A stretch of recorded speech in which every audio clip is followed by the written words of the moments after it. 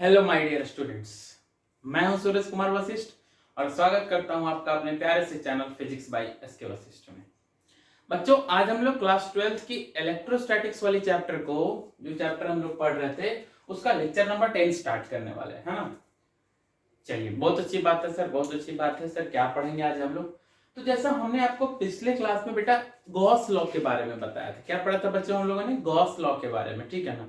और हमने ये जाना था कि गॉस लॉ का स्टेटमेंट क्या होता है। What does Gauss law state? Gauss law बतलाता क्या है, क्या कहता है गॉस लॉ, ठीक है ना।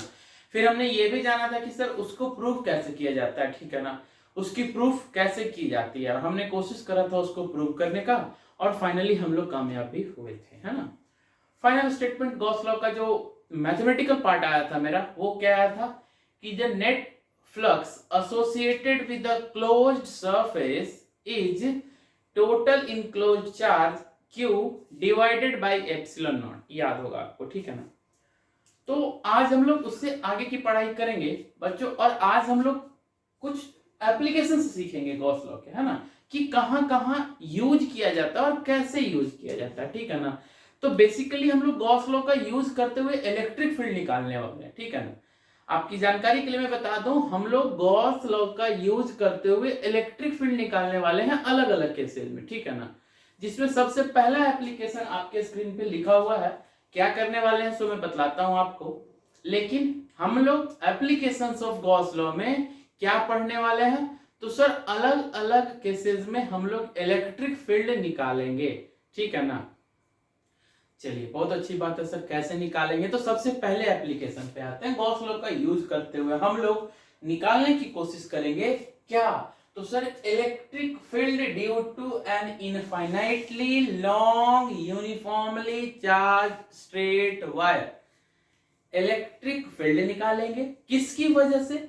Due to an infinitely long, बहुत लंबा। इनफाइनाइटली लॉन्ग का मतलब बहुत लंबा, लेकिन इसका रियल मतलब क्या है मैं भी समझाऊंगा आपको। इनफाइनाइटली लॉन्ग का मतलब ऐसा नहीं कि सर उधर ऊपर आकाश तक नीचे पाताल तक, ऐसा कुछ नहीं सर, ठीक है ना। तो कैसा सर, ये भी मैं बताऊंगा आपको। और uniformly charge straight wire. Uniformly charge का मतलब करंट चार्ज का उस पर कैसा डिस्ट्रीब्यूशन होगा?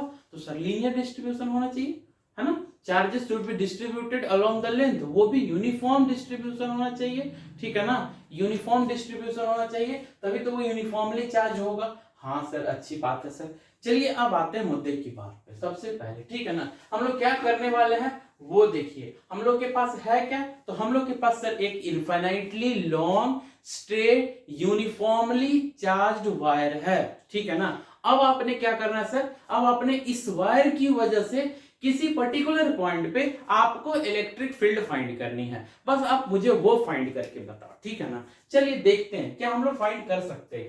क्या हम लोग फाइंड कर सकते हैं? क्या कोशिश किया जा सकता है क्या? चलिए देखते हैं। बाबू एक वायर ले लिया हमने। क्या ले लिया? वायर। अच्छा, इनफाइनाइटली लॉन्ग। इनफाइनाइटली लॉन्ग का मतलब देखिए, पहले तो सर इनफाइनाइटली लॉन्ग था तो हमने क्या कर दिया, कुछ ले लिया कि सर ये भी इधर इंफिनिटी तक जाती हो और ये भी इंफिनिटी तक जाती हो, ठीक है ना। अच्छा सर, इस इंफिनिटी का मतलब क्या है, ठीक है ना। सबसे पहले ये देखिए, जो आप बोल रहे हो कि सर इनफाइनाइटली लंबा, मतलब सर बहुत लंबा, बहुत लंबा। इसका मतलब क्या? इसका मतलब क्या? देखो, इसका मतलब जो पॉइंट की पोजीशन होगी ना, जिस पॉइंट पे अपन लोग फील्ड निकालने वाले हैं, जिस पॉइंट पे अपन लोग फील्ड निकालने वाले हैं, इस पॉइंट की पोजीशन जो होगी ना, इस पॉइंट की पोजीशन का जो लेंथ होगा, इस पॉइंट की इस वायर से जो दूरी होगी, उस दूरी के कंपैरेटिव, या कहो तो वो दूरी इस वायर के लेंथ के कंपैरेटिव काफी छोटी होनी चाहिए। ध्यान से देखिए, उस पॉइंट की दूरी, ध्यान से देखिए, उस पॉइंट की दूरी मींस, मान लिया जिस पॉइंट पे अपन लोग फील्ड निकालने वाले हैं बाबू, जिस पॉइंट पे हम लोग फील्ड निकालने वाले हैं, इस पॉइंट की दूरी, इस पॉइंट की दूरी जो होनी चाहिए वो इस वायर से, है ना, जो कुछ भी डिस्टेंस हो, ये डिस्टेंस इस वायर के डायमेंशंस के कंपैरेटिव, इस वायर के लेंथ के कंपैरेटिव काफी स्मॉल होना चाहिए। जैसे मान लिया आपका साइज चींटी के बराबर हो। किसके बराबर हो? चींटी के बराबर कर दिया जाए, और आपको मैं यहाँ पे बिठा दूं, इस पूरे बोर्ड पे बिठा दूं, ठीक है ना। और इस पूरे बोर्ड के किसी एक पॉइंट पे आपको अगर बिठा दूं, तो आप अपना नजर जहां तक ले जाएंगे आपको क्या नजर आएगा? सिर्फ बोर्ड नजर आएगा। तो क्या यही आपको इन्फिनिटी लगेगा क्या? सर इसका तो कहीं अंत ही नहीं है सर, आप जहां देख रहे हैं आपको बोर्ड ही नजर आ रहा, आपको बोर्ड ही नजर आ रहा। समझ रहे बात को मैं क्या कहना चाह रहा हूं? मीन्स क्या था कि उस बोर्ड के डायमेंशंस के कंपैरेटिव आपका जो पोजीशन का साइज था ना, आपकी जो साइज थी ना, वो काफी छोटी थी, ठीक है ना। तो आप जब बोर्ड पे नजर डाल रहे हो तो वो बोर्ड ही आपको सारी दुनिया नजर आ रही है। उसी तरीके से अगर इस पॉइंट के पोजीशन की जो बात की जाए, क्या इस डिस्टेंस के कंपैरेटिव इसको जब आप कंपेयर करेंगे तो क्या ये डिस्टेंस काफी छोटा मालूम पड़ेगा? और क्या इस पॉइंट पोजीशन के लिए, इस पॉइंट P वाली पोजीशन से क्या ये लेंथ इनफिनिटली लॉन्ग नहीं हो जाएगी? क्या बहुत लंबी नहीं हो जाएगी? हाँ, है ना। चलिए, अब तो इनफिनिटली लॉन्ग का मतलब समझ गए सर। अब क्या मानते हैं कि सर इस पे चलो चार्ज का यूनिफॉर्म डिस्ट्रीब्यूशन कर दो, ठीक है ना। तो यूनिफॉर्म डिस्ट्रीब्यूशन चार्ज का कर दिया जाए। मान लिया सर इस पे पॉजिटिव चार्जेस कुछ इस तरीके से डिस्ट्रीब्यूटेड है, ठीक है ना। चलिए मैं चार्ज डिस्ट्रीब्यूट कर दे रहा हूं।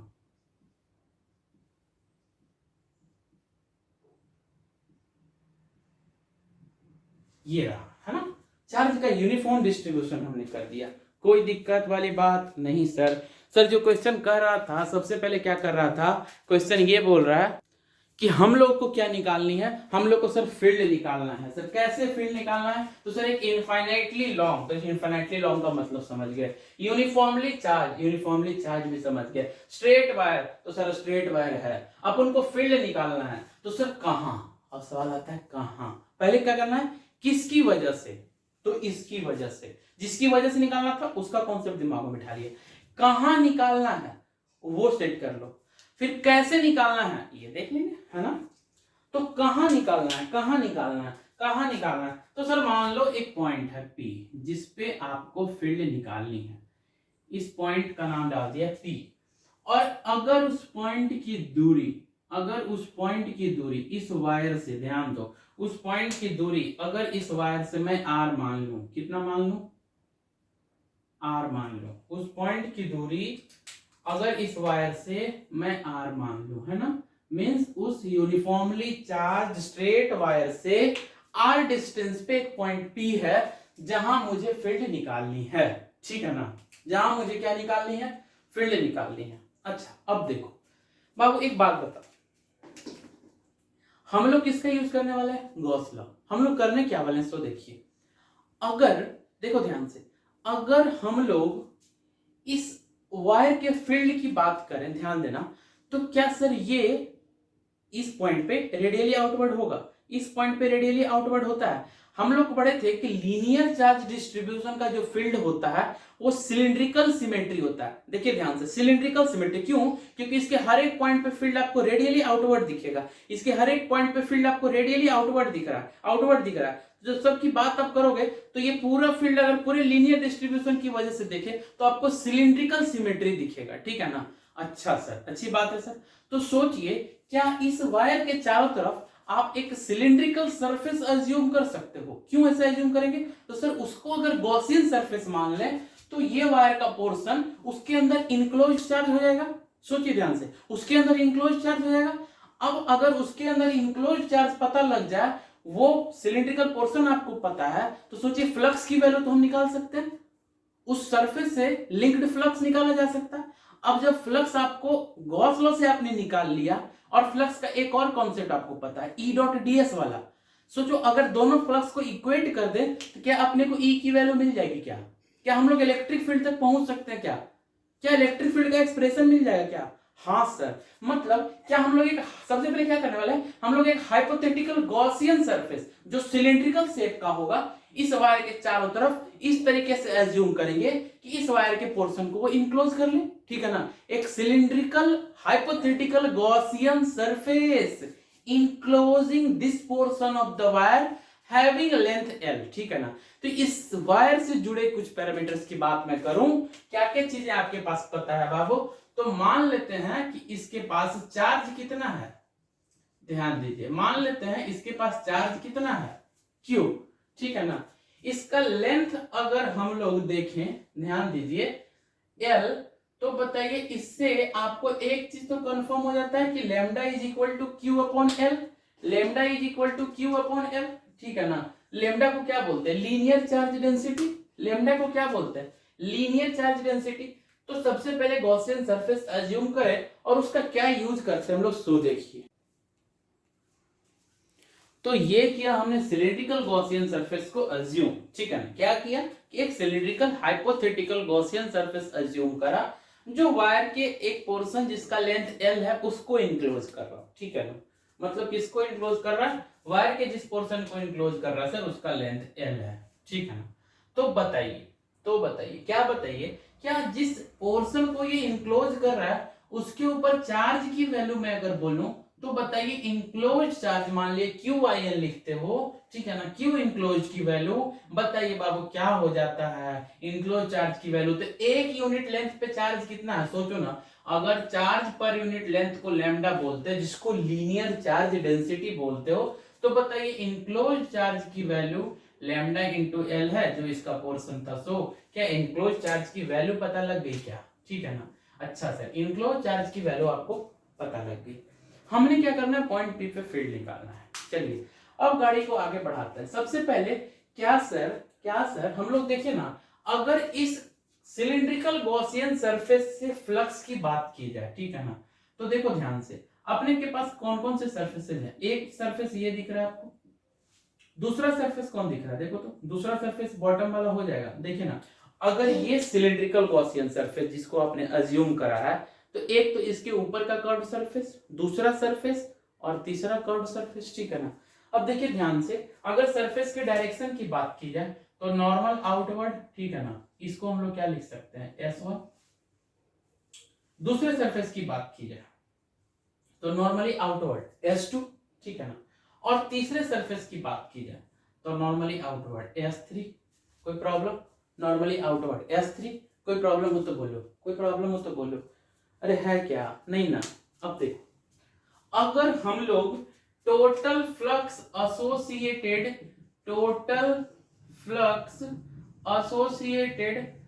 विथ द सरफेस की बात करें, with the cylindrical Gaussian surface, cylindrical Gaussian surface से एसोसिएटेड फ्लक्स की बात अगर की जाए तो बेटा क्या phi is equal to phi1 plus phi2 और प्लस phi3 होगी। तीनों फ्लक्स की वैल्यू जोड़ देंगे, ठीक है ना। क्यों? क्योंकि सर फ्लक्स तो स्केलर क्वांटिटी, फ्लक्स कैसी क्वांटिटी? Scalar quantity. तो फ्लक्स स्केलर क्वांटिटी डायरेक्टली तो जोड़ ही सकते हैं ना, डायरेक्शन का तो चिंता करना नहीं है मुझे। अच्छी बात है सर। अब देखते हैं phi1 के बारे में अगर सोचे, ध्यान दो, अगर इलेक्ट्रिक फील्ड देखो तो पॉजिटिव चार्ज रेडियली आउटवर्ड। तो बताओ यहाँ पे इलेक्ट्रिक फील्ड की बात अगर की जाए तो क्या इधर होगा क्या? अच्छा ये S1 था तो वेक्टर क्वांटिटी, वेक्टर तो लगाइए ना सर। अच्छा वेक्टर क्वांटिटी। चलिए इलेक्ट्रिक फील्ड की डायरेक्शन उधर को होगी क्या? Radially outward. यहां देखो तो इलेक्ट्रिक फील्ड की डायरेक्शन उधर होगी क्या? रेडियली आउटवर्ड, है ना। अच्छा इन सारे केसेस में आपको थीटा क्या दिख रहा है साहब? 90 डिग्री। क्यों? क्योंकि देखो ना E मींस वेक्टर E और एरिया वेक्टर परपेंडिकुलर है। यहां भी आपको थीटा की वैल्यू क्या दिख रही है? 90 डिग्री, है ना। अब अगर थीटा 90 है, आपको पता है फ्लक्स डॉट प्रोडक्ट करके निकालते हैं जिसमें cos थीटा इन्वॉल्व हो रहा होता है। तो क्या cos 90 के हिसाब से यहाँ पे फ्लक्स की वैल्यू क्या हो जाएगी? 0 हो जाएगी क्या? सोचो ना, बोलो भाई। तो phi is equal to phi1 की जगह 0 लिख सकते, देखो ना, E S cos 90 तो 0। phi2 की वैल्यू भी 0 लिख सकते हो क्या? phi3 के बारे में सोचते हैं सर, phi3 के बारे में सोचते हैं, ठीक है ना। देखिए ये कर्व्ड सरफेस है, क्यों ना एक काम कर दिया जाए, यहाँ पे एक छोटा सा एलिमेंट्री एरिया लेट कर लो, ठीक है ना।